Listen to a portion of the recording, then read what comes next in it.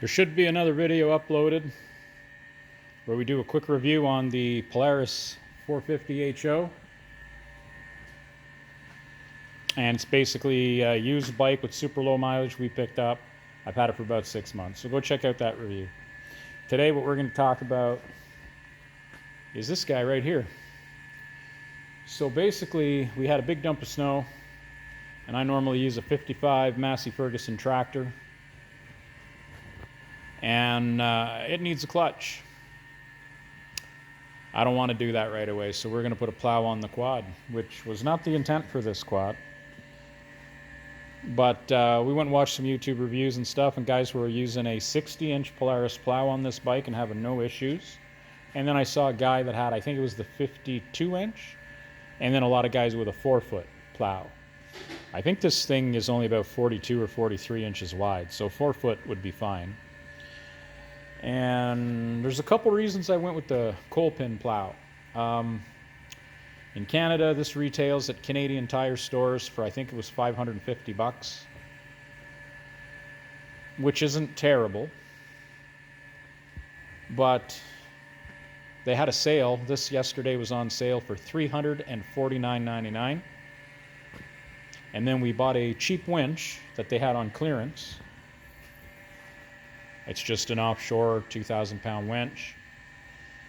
And basically they had these on for $89. So for $497, I think it was, with taxes and whatnot, I got both pieces. So I got a plow and a winch for under $500. And it's got this guy, the solenoid. So it's got everything we need to go up and down. And then you can unplug this, and you can plug this setup in. And it's a different solenoid, but it gives you remote capability, and it's wireless. So we'll just put this in a big Ziploc freezer bag and throw it in the glove box. But yeah, $89, can't go wrong.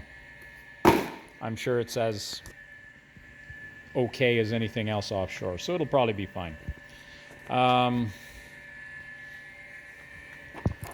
Came with this guy, which is a good idea. You don't want to have your plow melt down and zap the bike or something. And it's got your power feeds. Actually, this goes close to the motor on this bike, so this goes to the motor, and it gives you a length of wire to go to your battery. Now on this bike, Polaris actually has the battery way down there. I'm going to tell you what, it sucks anytime you want to charge it or do anything to it. But I guess it's kind of out of the way, and for a winch going down in here, it's going to be nice and close. So I don't know if I'm going to run the winch off the bike battery. We might run a gel cell battery, put it in a box on the back, and just run the wires underneath and go up to it. We'll see. It'd be nice to have it running off the bike battery in the summer when you're out farting around, but I've never been stuck to where I needed a winch anyway, so I'm not overly worried about that. So my thought is I might just wire this to a separate battery and throw it back here.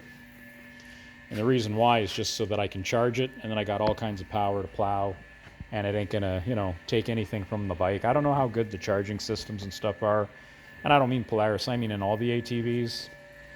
Maybe it's okay and I'm overthinking it, but when you're plowing, you're going up, you're going down, you're going up, you're going down. Like it's a lot of draw on that little battery and whatnot. So I'll see how I feel about that as we go through. I might wire it both ways so I can do either or, but at any rate, it was a pretty good deal for the two pieces.